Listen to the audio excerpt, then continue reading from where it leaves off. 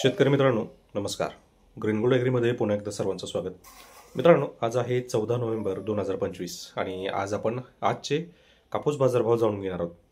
तर कापूस बाजारभावामध्ये सध्या सोशल मीडियावर एक धुमाकूळ येतोय आणि तो म्हणजे की कापूस बाजारभावाचे दर जे आहेत हे वाढले जात आहेत आणि ही एक शेतकरी विरोधी थोडक्यात एक काम चालू आहे, ज्याच्यामध्ये असं दाखवलं जात आहे की शेतकऱ्यांना कापूस दर हा जास्त प्रमाणामध्ये मिळला जातोय. तर आज आपण जाणून घेऊयात की नक्की कापूस दर किती आहेत, किती वाढतील आणि कशा पद्धतीनं वाढू शकतात.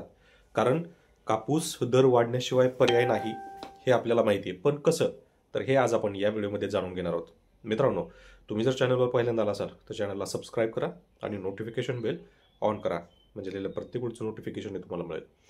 तर मित्रांनो, कापूस बाजारभाव जास्त कसा मिळेल, जास्त मिळण्यासाठी काय करायचंय आणि आजचे कापूस बाजारभाव काय.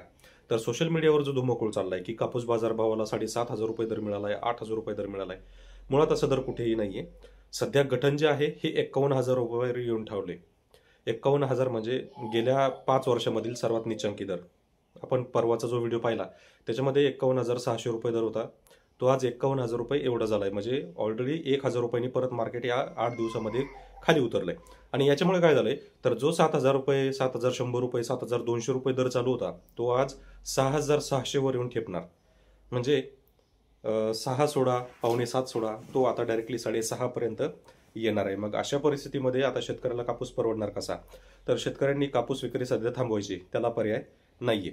दुसरी गोष्ट, सीसीआय देखील सीसीआयचं काही खरं अजूनही दिसत नाहीये, कारण सीसीआय सेंटर अजूनही चालू झाली नाहीये.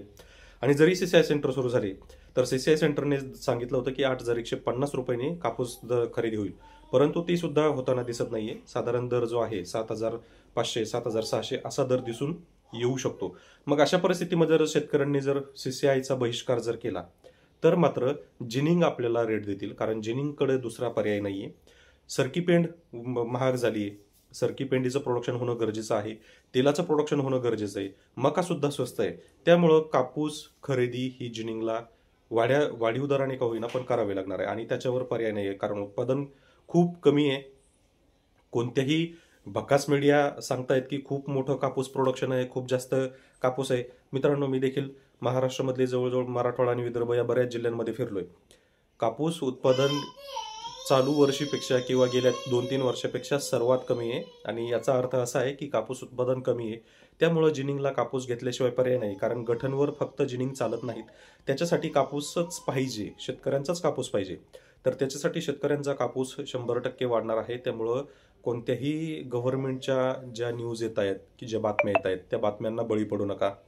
तुम्हाला रेट हे रोज ओरिजिनल जे रिअल चालू आहेत तेच तुम्हाला पाहायला मिळणार आहेत. त्यामुळे व्हिडिओ नक्की पाहत चला, अपडेट रोज घेत चला, कारण आपल्याकडं कोणत्याही फेक न्यूज नसतात. ज्या पण आहेत त्या ओरिजिनल आणि रिअल न्यूज असतात.